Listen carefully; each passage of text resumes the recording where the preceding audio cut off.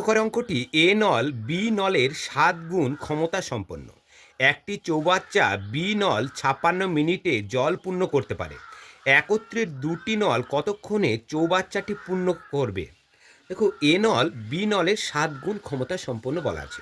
তাহলে বি নলের ক্ষমতা যদি ১ হয়, তাহলে এ নলের ক্ষমতা, দেখো বি সমান যদি ১ হয়, তাহলে এ নল নিশ্চয়ই তার কত ৭ গুণ হবে। তার মানে এ নলের ক্ষমতা হবে কত? ৭ হবে।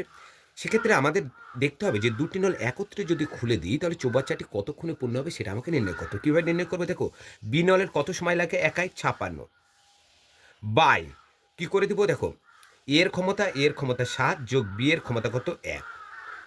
তাহলে ৫৬ বাই ৮ লঘিষ্ঠ করবো, ৮ একে ৮, ২৭ 56 সমান ৭ মিনিট। তাহলে দুটি নল একত্রে চৌবাচ্চাটি ৭ মিনিটে পূর্ণ করবে। আজ এই পর্যন্ত, পরের ভিডিওতে আবার দেখা হবে।